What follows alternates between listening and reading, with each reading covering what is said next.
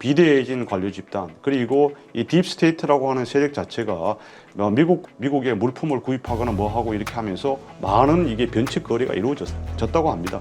사실 미국이 가장 선진적으로 혁신적으로 이거를 21세기에 맞는 정부 형태 또는 그 안에 내부 거버넌스를 만들고 있는 상황입니다.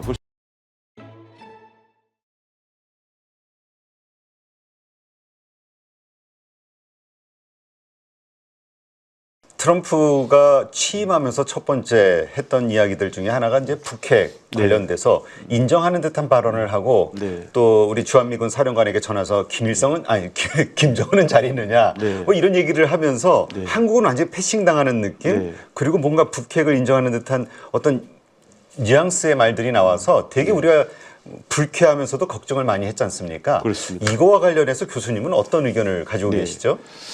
트럼프는 일기 정부 4년 동안에도 김정은을 3번 직접 만나서 그 판문점, 하노이, 싱가포르에서 해서 많은 걸 시도를 했으나 결국은 양측이 특별한 합의를 하지 못하고 이제 빈손으로 헤어졌습니다. 그래서 이번 트럼프 2기에서도 그런 이제 만날 것이란 예상이 많습니다. 실제로 만날 것으로 예상이 됩니다. 단 시간 문제이죠. 그래서 우리는 이제 흔히들 이제 한국이 패싱 당하는 사태만을 좀 우려하고 있습니다만은 사실은 그것보다 더 큰 차원에서의 이 동북아 질서 또는 이 세계 질서에서의 북한과 미국 관계가 달라질 수 있다. 좀 그런 예상도 좀 듭니다.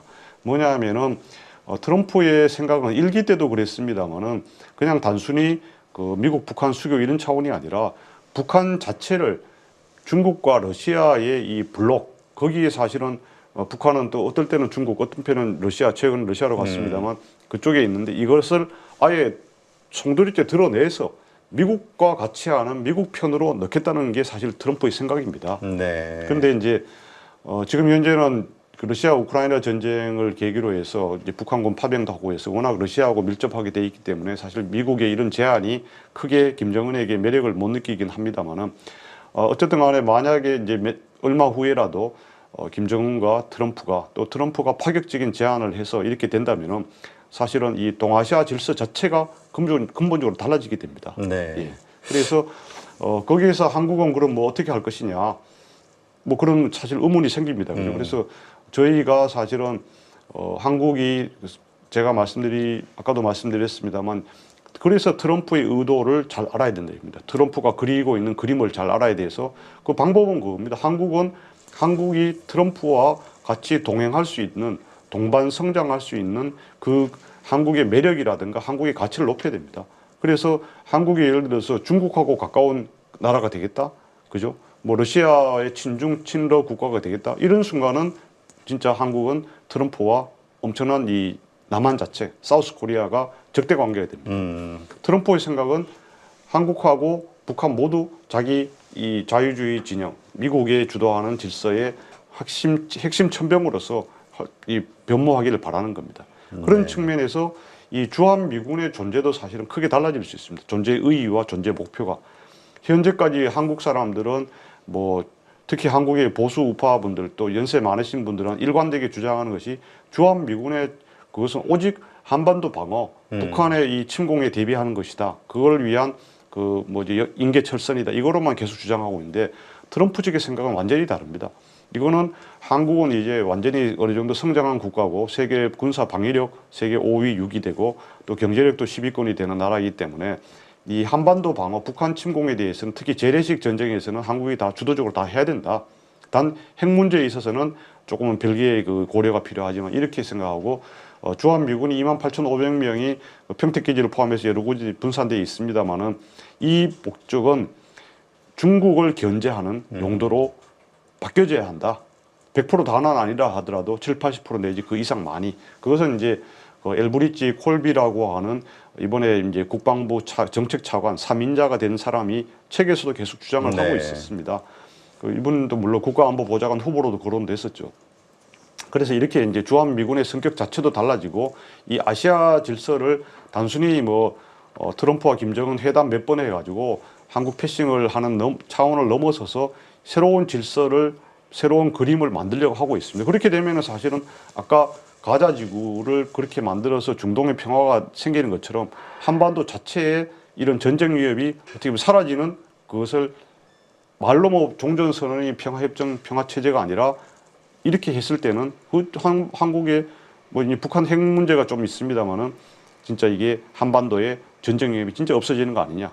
큰 틀에서 그래서 이 북한 핵 문제라든가 이런 여러 가지 군축 문제 이런 것도 트럼프는 아마 시도할 것입니다. 지금 일각에서 한국 전문가들 가운데서도 불안해하고 있는 것이 결국 미국은 그 ICBM, 미국을 위협할 수 있는 그것만 신경 쓰이는 거지. 미국 그리고 이제 더 확산되는 것만 막으면 되는 거지 그냥 북한이 핵을 가지는 건 이제 인정해 줄 수밖에 없는 거 아니냐. 이걸 그러나 우리 입장에서는 이거 엄청난 생존의 문제니까 이 부분인데 좀 다른 의견이신 건가요, 그러면? 뭐 꼭 그건 아닙니다. 그래서 우리가 뭐 북한 핵을 그대로 인정하고 뭐 어떻게 하자는 건 아니고 일단 이제 트럼프 정부의 트럼프 대통령과 또 뭐 마르코 루비오, 피트 헤그세스 국방장관은 이제 북한에 대해서 뉴클리어 파워라고 했습니다. 그죠? 핵을 가진 나라다. 이 뉴클리어 파워 스테이트라고 정식을 인정을 한 건 아니고 핵을 갖고 있는 건 거의 공지의 사실이기 때문에 그것을 눈 가리고 아웅해서 계속 그 표현을 안 쓰는 것보다는 미국 사람들은 있는 그대로 인정을 했다고 저는 표현했다고 보고요. 우리가 이제 그러면은 북한 핵을 그대로 인정하고 뭐 비핵화는 포기하자 이런 건 아니고요. 그런 노력은 계속 하되 물론 미국도 어느 정도 할 겁니다. 계속 그 이후에 미국 백악관에서도 공식 문서로도 얘기하고 마르코 루비오 장관도 이제 뭐 북한에 대해서 그런 얘기를 계속 일관되게 하고 있습니다만은 근데 우리는 이제 미국에 대해서 금방 이 독자적인 핵무장은 하는 게 현실적으로 힘듭니다. 왜냐하면 한국이 하는 순간 일본도 당연히 하고 또 일본이 하면 대만도 하는 거고 또 일본이 핵무장을 한다. 그렇게 되는 순간에 미일 동맹이라든가 일본에게서 미국의 가치는 거의 엄청나게 사라집니다. 그렇게 되면은 일본이 아닌 말로 주권 국가로서 중국과 거래를 해서 일중 동맹이 될 수도 있습니다. 좀 극단적인 경우로 뭐 그런 사태까지 예상되기 때문에 트럼프가 한국과 일본에 대해서 핵에 대해서 상당히 이제 유화적인 오픈된 자세를 과거에는 말했습니다만 현실적으로 한국의 핵무장을 인정해 주기가 매우 힘듭니다. 그래서 그게 아니라 이제 한미 원자력 협정 개정 이런 거라도 해서 이 한국이 핵 보유를 최단 시간에 할 수 있도록 그 이른바 핵 잠재력이라 하지 않습니까? 그거를 높이는 것만으로도 북한 핵에 대한 나름 억제 효과, 사실상 핵을 언제든지 뭐 최단 시간에 가질 수 있다. 농축 재처리 뭐 이런 걸 용인해 준다든가 이런 성과만 내도 저는 그것이 북한 핵 억제가 될 수 있습니다. 북한이 핵무기를 마무리 갖고 있더라도 쓰는 순간 북한 스스로도 망할 것이라는 것을 북한 어느 누구도 잘 알 겁니다. 자, 그렇다면 지금 어쨌든 이러한 획기적인 이 한반도와 관련해서도 그렇고요. 여러 가지 언급했던 여러 정책들 국방부도 사실 상당히 그 보수적인 집단이잖아요. 그러다 보니까 이번에 국방부 장관 임명도 정말 파격적이었고 소위 그 딥스테이트 이러한 어떤 관료 조직들 이것을 트럼프는 어쩔 수 없다라는 것이 일관적인 생각들이었는데 그것 때문에 이번 쓰신 책에서도 아주 엄청난 수술을 할 것이다. 근데 이게 과연 성공할 것이냐. 여러 가지 이 맞물리는 이 발언들과 정책들과 이것이 다 맞물리면서 좀 헷갈리긴 하는데 어떻게 보세요? 지금 뭐 벌써 하고 있죠, 그죠? 그래서 위에는 막 하고 있는 것 같아요. 그리고 뭐 미국 국제개발처 USAID도 그렇게 이제 뭐 해체 사실상 수순에 뭐 밟고 있고 또 그리고 뭐죠 연방정부 공무원들에 대해서도 이제 원격 근무하던 것도 다 복귀를 하게 이제 명령을 하고 국방부나 군대에 있는 그 이른바 이 트랜스젠더라든가 다들 DEI에 의해서 뭐 자기의 능력이나 실력에 의해서가 아니라 뭐 높은 자리에 갔다든가 중요 자리에 있는 사람도 다 퇴출시키고 이런 걸 하고 있지 않습니까? 근데 거기에 대해서 이제 우리나라 언론이나 미국의 이제 주류 진보 언론들은 다 상당히 그 위험성 또는 반발하는 거 또 이게 너무 급진적이고 과격하다 뭐 이런 문제점을 많이 지적합니다. 미국에 잘 아시겠습니다만 주류 언론 매체 자체가 거의 90% 이상이 진보적인 성향을 좌파적인 성격을 갖고 있기 때문에요. 특히 정치 이념에 관한 한 뭐 그렇게만 보면 매우 불안하고 야 이게 되겠냐 이렇게 볼 수 있습니다만은 라스무센 리포트라든가 이런 최근 조사에 보면은 단적으로 이제 미국 연방 정부 공무원들의 이 원격 근무 철회 이런 거에 대해서는 거의 70% 이상이 지지를 하고 있더라고요. 그래서 이런 딥스테이트들이 한 거에 대해서 상당한 처음에는 당연히 진통이 따를 겁니다. 따르고 있습니다. 그죠? 그러나 그것은 트럼프가 갑자기 하는 것이 아니고 트럼프가 대통령 당선되기 또 출마하기 1년 전부터 뭐 1년은 아닙니다만 6개월 전부터 자기가 만들어 놓은 공약이 계속 나와 있습니다. 이렇게 연방정부의 조직을 축소하고 교육부도 폐지하고 인원도 줄이고 슬림화하고 이렇게 하겠다는 것을 했기 때문에 미국 국민들이 특히 트럼프를 지지하는 사람들은 거기에 대해서 다 알고 있는 상황입니다. 공약에서 계속하고 또 선거 유세에서도 얘기하는 내용이거든요. 그래서 저는 이게 우리 한국 언론에서는 이렇게 계속 약간은 뭐 걱정, 우려 내지 이게 되겠냐. 사실 한국은 해본 적이 없죠. 그렇죠. 뭐 한국은 뭐 아무도 우리 계속 정부 부처만 생겨났으니까 야 이게 늘리기만 해왔죠. 늘리기만 되었죠. 그럼 꿈 같은 얘기도 할 수 있습니다만은 그러니까 이제 이 일론 머스크 같은 사람 임명한 거 아닙니까? 그렇죠. 그 트위터를 할 때 대폭 뭐 그래서 완전히 외부인을 갖다 그럼요. 넣고 그냥 예. 모든 권한을 줘버린 거죠. 그렇죠. 그리고 이제 뭐 AI를 비롯한 여러 가지 테크놀로지를 활용하면은 대부분 많은 이제 허드렛 일 이런 거는 없을 수 있지 않습니까? 절감할 수 있지 않습니까?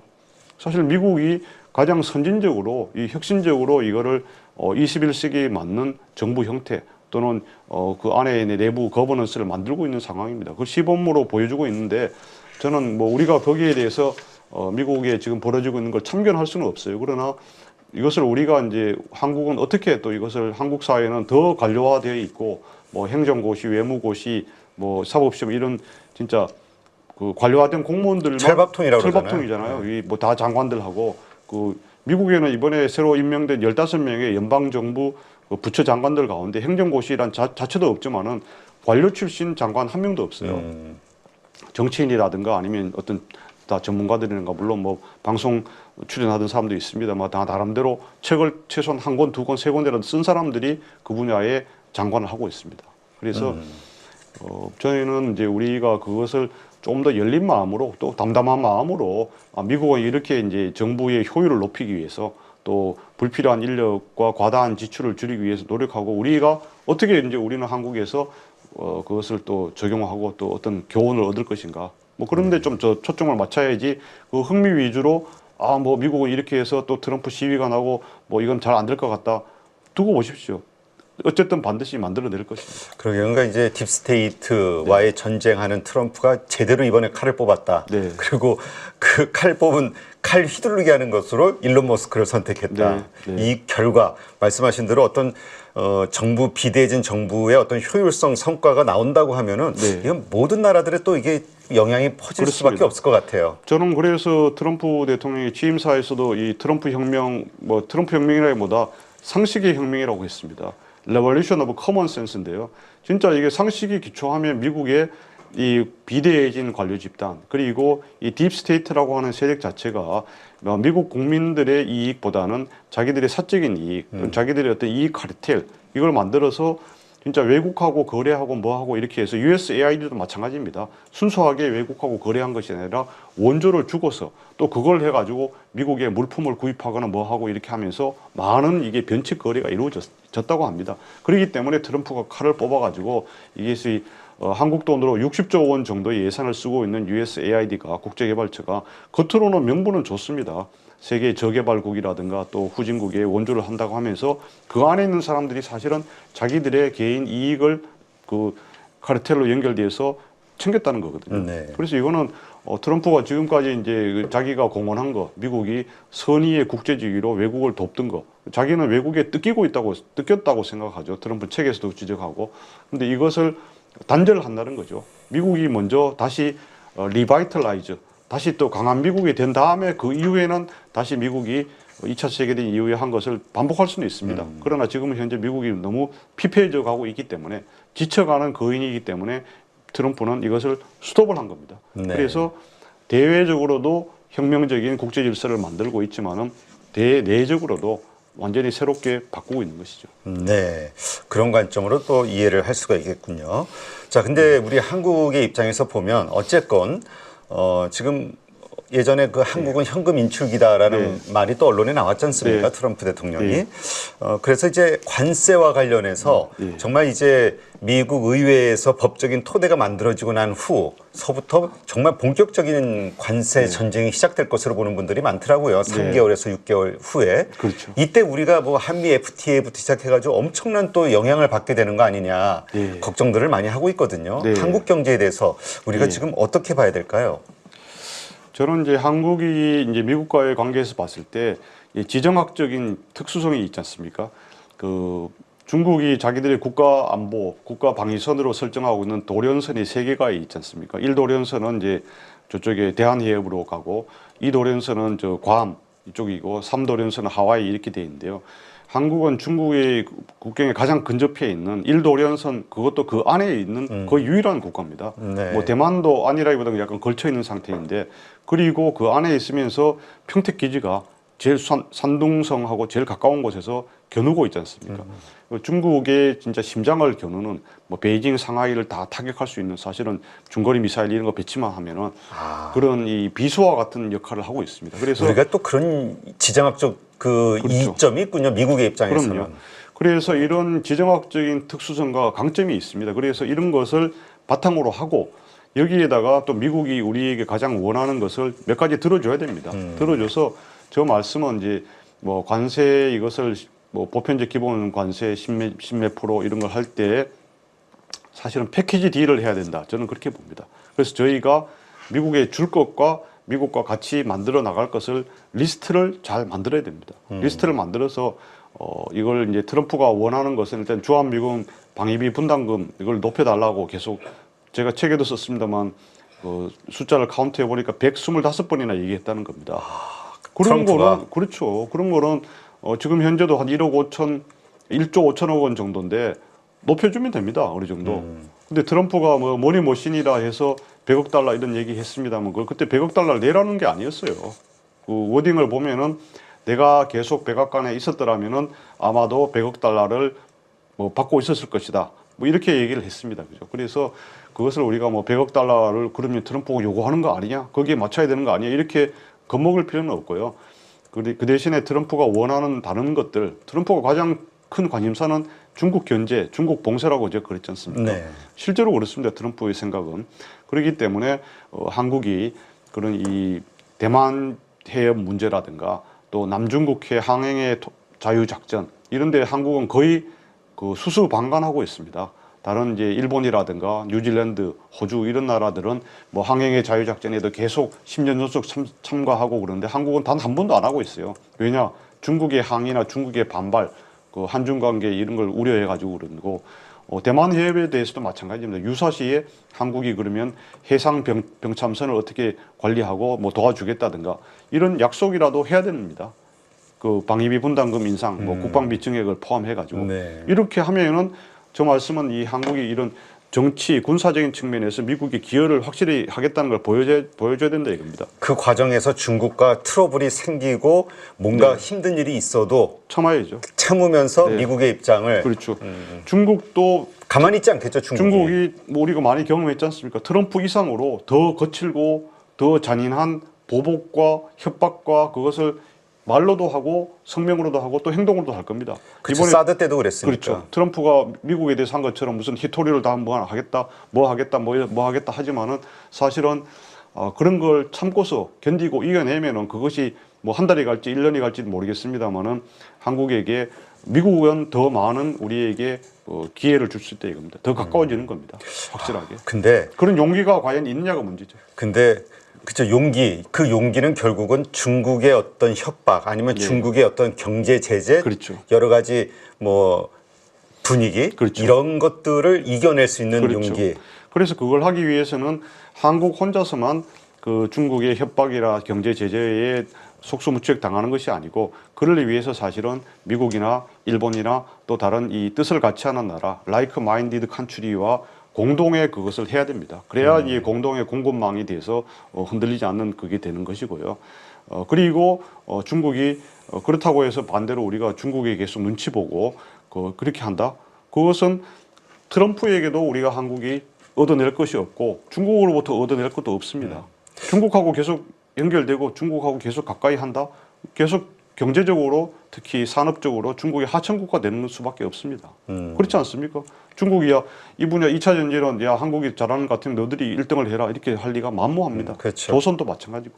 우리는 하천국가가 되는 거고 또 정치적으로도 홍콩과 같은 사실상 주권을 상실하고 모든 걸 중국의 눈치를 보는 그런 나라가 되는 건데 그걸 선택할 것인지 아니면은 트럼프가 뭐 이상한 말하고 좀 거칠게 하더라도 그걸 잘 구스르고 또 트럼프 의중을 잘 알아서 이 트럼프가 뭐 평생 집권하는 건 아니지 않습니까? 그렇죠. 거기에서 한국이 더 많은 기회, 경제적 기회를 얻을 것인지 뭐 정치적으로도 중국보다는 우리의 주권과 독립이 더 자주성이 보장되는 게 미국 아닙니까? 네. 하여튼 어쨌건 우리가 그것을 말씀하신 것이 하나의 전략으로서 트럼프의 어떤 압박, 그다음에 요구를 들어주면서 또 얻을 게 있고 할 수 있지만 역시 또 중국으로부터 우리가 포기해야 될 것들 또 받아야 될 어떤 압박들 이것도 좀 각오를 해야 된다. 그래서 이제 저는 되겠군요. 저희 뭐 오늘 유튜브를 보시는 시청자분들도 그러시고 이런 데 대한 우리의 결의랄까 이걸 확실히 좀 해야 된다 생각합니다.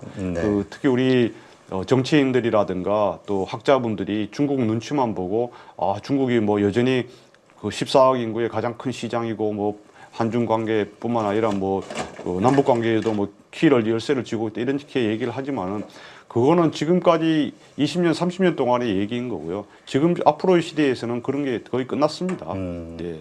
그렇지 않습니까? 지금 중국하고 거래해가지고 계속 우리 한중 무역 적자만 커지고 있는 거고 그 북한에 대한 이 핵 문제에도 영향이 없고 오히려 그쪽을 더 편들고 있습니다. 네, 알겠습니다. 네. 오늘 말씀드린 여러 가지 관점에서 국제 정세를 한번 보시고 또 한국의 입장, 그다음에 한국의 전략에 대해서 한번 고민해 보는 시간, 그와 관련된 경제 산업의 영향 한번 고민해 볼 수 있는 시간이었던 것 같습니다. 자, 신의 개입 책 저자시죠? 송이달 교수님과 함께했습니다. 오늘 좋은 인사이트 고맙습니다. 네, 감사합니다. 여러분 지금 계좌 안녕하십니까? 언제까지 물린 종목들 바라만 보실 거예요? 사실 투자라는 게 간단합니다. 올라갈 종목 잘 찾아서 매수할 자리, 매도할 자리만 여러분들이 명확하게 알고 있으면 주식 정말 쉬워집니다. 지금 보유 종목을 잘라야 할지 끌고 가야 될지 고민인 분들 많으시죠? 저도 7번 깡통을 차본 사람으로서 여러분들의 고민이 어떤 건지 다 알고 있습니다. 그래서 제가 여러 번 실패를 겪으면서 일어서게 해줬던 기법들에 대해서 명확하게 알려드리도록 하겠습니다. 2025년 양봉 나온다라고 이야기 드렸는데 분명 좋은 장이 올 거니까 이 기회를 살리시면 좋겠습니다. 딱 8주만 집중하셔가지고 평생 써먹을 수 있는 돈 버는 기법 다 배워가실 수 있도록 만들어 드리겠습니다. 제가 쓰는 실전 기법을 총 8번의 VOD 강의와 16번의 라이브 강의로 모두 담았습니다. 직접 올라갈 종목 찾으실 수 있도록 그 방법을 제가 알려드리겠습니다. 여러분 2025년 저와 함께 돈 벌어보시죠.